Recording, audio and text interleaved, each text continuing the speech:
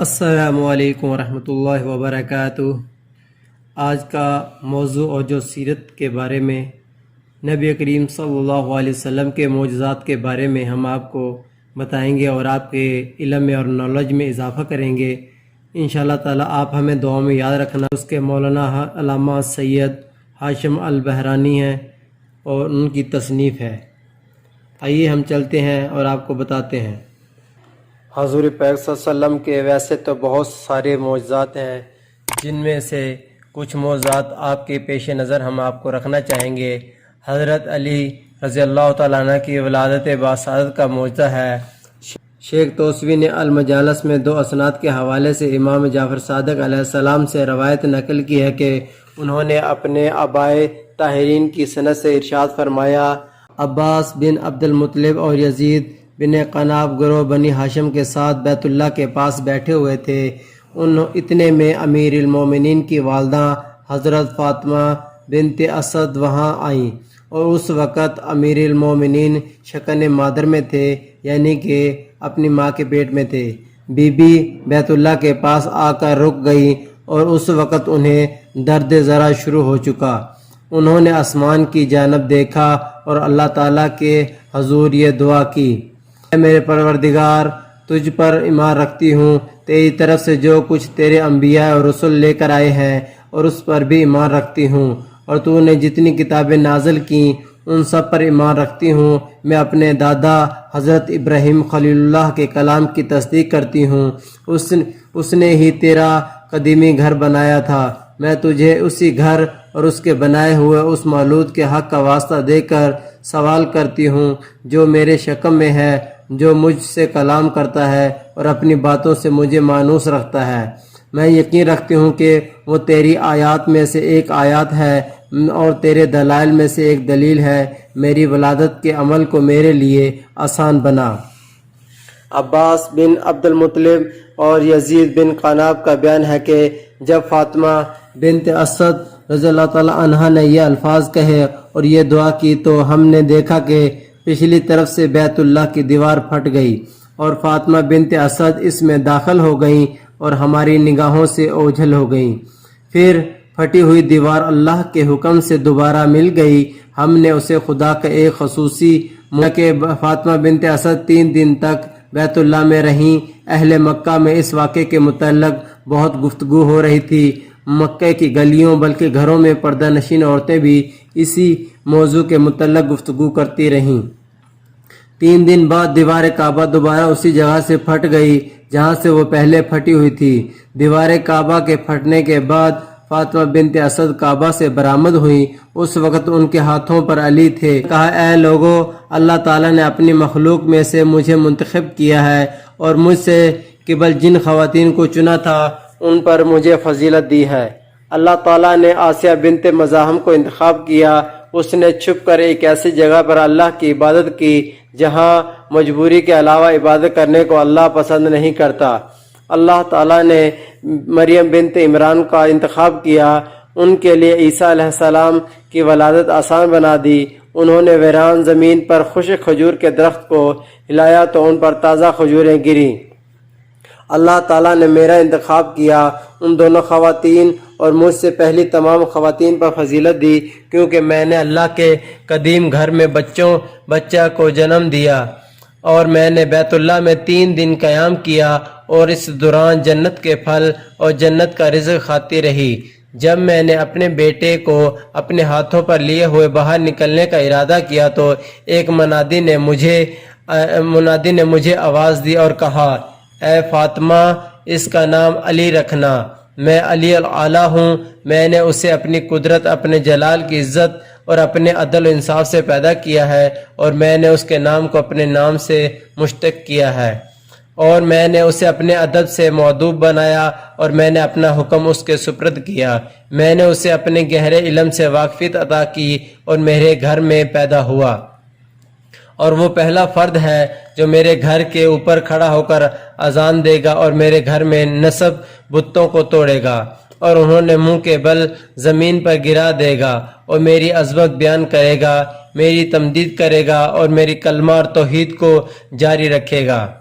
میرے حبیب اور میرے نبی اور میرے منتخب رسول مصطفیٰ صلی اللہ علیہ وسلم کے بعد امام ہوگا۔ اس کا وسیع ہوگا، اس لیے خوشخبری ہے۔ جو اس سے محبت رکھے گا اس کی مدد کرے گا، اس کے لیے ہلاکت اور افسوس ہے۔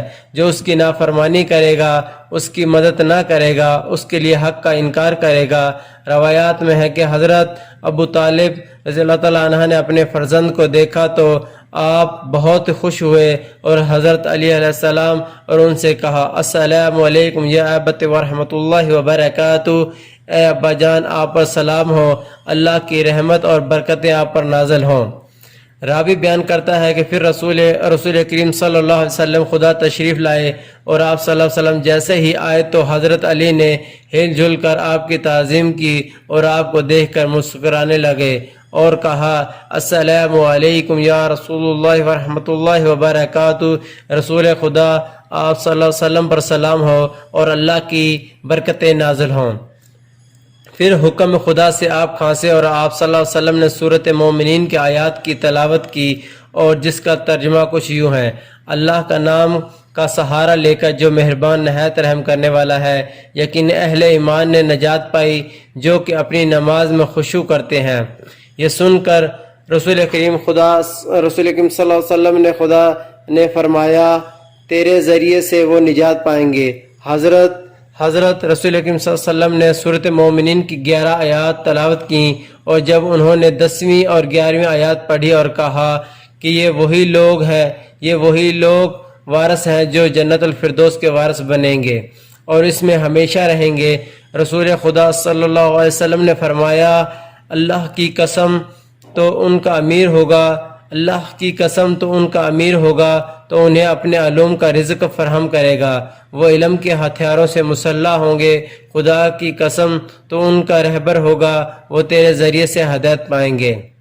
اس کے بعد رسول خدا صلی اللہ علیہ وسلم حضرت فاطمہ بنت اسد سے کہا کہ آپ اس کے چچا حمزہ کے پاس جائیں اور اس کی خوشخبری دیں۔ بی بی نے کہا اگر میں انہیں خوشخبری دینے جاؤں تو میرے بچے کو کون سیراب کرے گا؟ رسول خدا صلی اللہ علیہ وسلم نے فرمایا میں اسے سیراب کروں گا۔ فاطمہ بنت اسد نے کہا کیا آپ اسے سیراب کریں گے؟ رسول کریم صلی اللہ علیہ وسلم نے فرمایا جی ہاں۔ اس کے بعد آن حضرت صلی اللہ علیہ وسلم اپنی زبان اعلیٰ کے منہ میں دی تو اس سے 12 چشمے جاری ہوئے۔ اس دن کو یوم التراویہ کا نام دیا گیا، یعنی سیراب ہونے کا دن۔ جب فاطمہ بنت اسد واپس آئی تو انہوں نے ایک نور دیکھا جو علی سے اٹھ کر آسمان تک جا رہا تھا۔ بی بی کہتی ہیں کہ میں نے اپنے بیٹے کے بدن کو مضبوط کر کے باندھا مگر وہ بند ٹوٹ گیا، پھر میں نے اپنے بیٹے کو 2 کپڑوں کے بدن سے باندھا مگر علی نے اسے بھی توڑ دیا، میں نے 3 کپڑوں سے اپنے فرزند کو باندھا مگر اس نے اس کو بھی توڑ دیا، پھر میں نے 4 کپڑوں سے باندھا اور اپنے بیٹے کو باندھا، وہ 4 کپڑوں کے مصر کے بنے ہوئے مضبوط کپڑے تھے مگر میرے بیٹے نے وہ بھی توڑ دیے۔ اس کے بعد میں نے اسے دباج کے 5 کپڑوں سے باندھا تو میرے بچے نے وہ بھی توڑ دیے، پھر میں نے دباج کے 6 اور چمڑے کے 1 مضبوط کپڑے سے باندھا اور میرے بیٹے نے انگڑائی لی اور وہ سب کے سب خداوند حکم سے پھٹ گئے۔ اس کے بعد میرے بیٹے نے کہا امی جان آپ میرے ہاتھ نہ باندھیں کیونکہ میں اپنی انگلی کے ساتھ اپنے رب سے مناجات کرنے کا خواہش مند ہوں۔ شیر خدا کا یہ فعل دیکھ کر ابو طالب نے کہا کہ یقیناً اسے شان ملی ہے اور یہ نامور بچہ ہوگا۔ پھر دوسرے دن رسول کریم صلی اللہ علیہ وسلم فاطمہ بنت اسد کے پاس تشریف لائے۔ جب علی علیہ السلام آپ کو دیکھا تو انہوں نے آن حضرت صلی اللہ علیہ وسلم پر سلام کیا اور آپ کو دیکھ کر مسکرانے لگے اور اشارے سے کہنے لگے آپ صلی اللہ علیہ وسلم مجھے اٹھائیں، مجھے وہی غذا دیں جو آپ نے کل مجھے دی تھی۔ رسول کریم صلی اللہ علیہ وسلم نے آپ کو اٹھایا تو آپ کی والدہ نے کہا عرف رب الکعبہ، رب کعبہ کی قسم اس نے انہیں پہچان لیا۔ حضرت فاطمہ بنت اسد کے اسی جملے کی وجہ سے اس دن کا نام یوم عرفہ رکھا گیا، یعنی اس دن امیر المومنین علیہ السلام نے رسول خدا کو پہچان لیا۔ وہ دن 10 ذی الحج کا تھا تو حضرت ابو طالب نے لوگوں کو منادی کرائی کہ آؤ اور میرے بیٹے کی ولادت کی خوشی میں کھانا کھاؤ۔ ابو طالب نے 300 اونٹ، 1000 گائے اور بکریاں ذبح کی اور عظیم الشان دعوت کا اہتمام کیا، اور انہوں نے لوگوں سے کہا، میرے فرزند کی ولادت کی دعوت کھانے والوں، پہلے بیت اللہ کے گرد 7 مرتبہ چکر طواف کرو، پھر میرے ہاں آ جاؤ اور میرے بیٹے علی پر سلام کرو، یعنی خدا نے اسے شرف دیا ہے۔ ابو طالب کے اسی فعل کی وجہ سے اس دن کا نام یوم النحر رکھا گیا، یعنی قربانی کا دن۔ ابن شہر عاشور مناقب میں لکھتے ہیں کہ شیعوں کا اس بات پر اجماع ہے، اور حضرت علی علیہ السلام کعبہ میں پیدا ہوئے، اور سنی علماء نے بھی اس حقیقت کو تسلیم کیا ہے اور لکھا ہے کہ حضرت علی کی پیدائش کعبہ میں ہوئی۔ مناقب